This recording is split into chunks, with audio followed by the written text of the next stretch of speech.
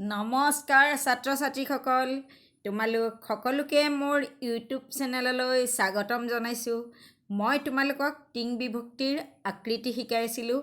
Lot বৰ্তমান কালৰ ৰূপ যোৱাবাৰ শিকোৱা হ'ল। আজি মই তোমালোকক লট শিকাম। কিন্তু সেই টিং বিভক্তিবোৰ তোমালোকক এইটো কথা জানি থবা যে টিং বিভক্তিবোৰ দুটা ভাগত বিভক্ত। প্ৰথম ভাগক পৰস্মৈ পদ আৰু দ্বিতীয় ভাগক আত্মনেপদ বোলে। কিছুমান ধাতু পৰস্মৈপদী, কিছুমান ধাতু আত্মনেপদী আৰু কিছুমান ধাতু উভয়পদী, অৰ্থাৎ পৰস্মৈপদী আৰু আত্মনেপদী দুয়োটাই হয়। বিভক্তিৰ তিনিটা পুৰুষ, প্ৰথম পুৰুষ, মধ্যম পুৰুষ আৰু উত্তম পুৰুষ।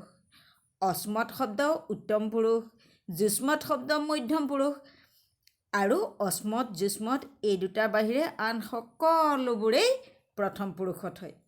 এতিয়া লোট মানে তোমালোকে কি হ'ব বুজি পাইছানে?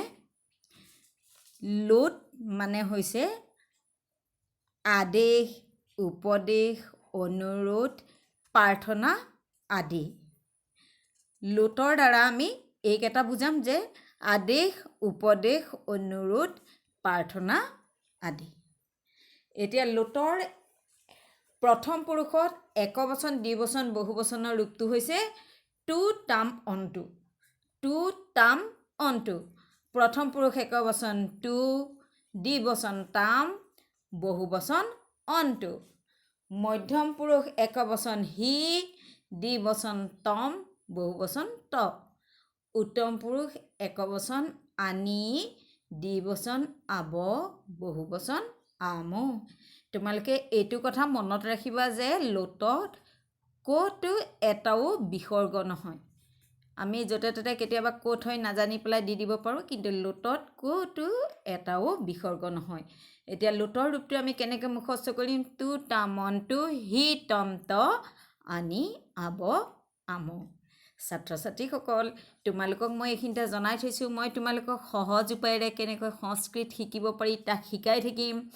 তাৰ বাবে তোমালোকে মোৰ এই ইউটিউব চেনেলটো লাইক, কমেণ্ট, শ্বেয়াৰ আৰু ছাবস্ক্ৰাইব কৰিবলৈ নাপাহৰিবা।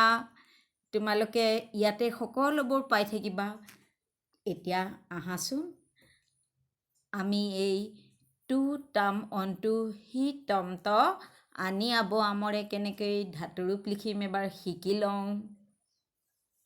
তাৰ বাবে তোমালোকে মোৰ এই ইউটিউব চেনেলটো শেষলৈকে চাবা।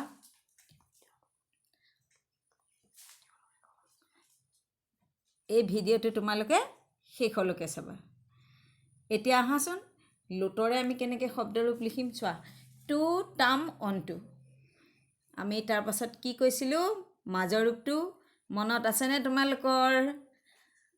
এয়া চোৱা, হি তম ত। প্ৰথম শাৰীটো আছিল টু টাম অনটু, মাজৰটো আছিল হি তম ত।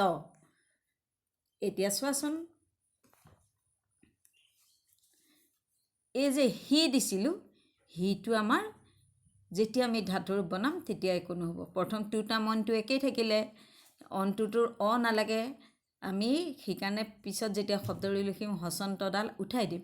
টু টাম অনটুৰ ঠাইত টু মাতোঁতে অনটুৱেই মাতিম। হি তম ত। হিটো তাৰমানে আমাৰ একোৱেই নবহে। যিটো আমাৰ মূল ধাতু থাকিব সেইটোৱেই বহিব, হচন্ত চিনডাল নাথাকে। হি তম ত। আৰু শেষত আনি আব আম। আনিৰ আকাৰ, আবৰ আকাৰ, আমৰ আকাৰ। সেইকাৰণে টু টাম অনটু, হি তম ত, আনি আব আম। তাৰে হিটো তোমালোকৰ একোৱেই নাথাকে। যিটো আমাৰ মূল ধাতু থাকিব সেই ধাতুটোৱেই বহিব। এতিয়া আমি আহাচোন পদ ধাতুটো কেনেকৈ লিখিম চোৱা। আমি প্ৰথমতে ওপৰতো চাম। ওপৰতো আমাৰ লিখি ল'বা। সদায় লিখোঁতে কি কৰিবা? মই এয়া দেখিছানে নীলাৰে লিখি দিছোঁ টু টাম অনটু। হিটো একো নালাগে, সেইকাৰণে মই কাটি পেলাই চিনডাল থৈ দিছোঁ। হিটোৰ ঠাইত আমি একো নবহুৱাওঁ। তাৰপিছত তম ত, আনি আকাৰ দি আনি আব, মাতোঁতে আব বুলিয়ে মাতিম, খালি আকাৰ দি আব, আকাৰ দি ম, আনি আব আম। এতিয়া আমি যদি পদ ধাতু লিখিব লাগে, পদ মানে পঢ়া, আমি চবৰে আগত পদটো বঢ়াই দিলোঁ। কি হ'ল চোৱাচোন, পথটো। দেখিলানে? এইটো পথটো। পথতাম, পঠন্তু, পথ, পথতম পথত পঠানি পঠাব পঠাম এইটোত যদি আমি খাট ধাতু লিখোঁ তেনেহ'লে একেই হ'ব আমাৰ অকল টুটা মনটো লিখি থৈ যাম আৰু কি কৰিম আগত খাটটো লগাই দিম তেতিয়া কেনেকৈ হ'ব খাদতু খাদতাম খাদন্তু খাদ খাদতম খাদত খাদানি খাদাব খাদাম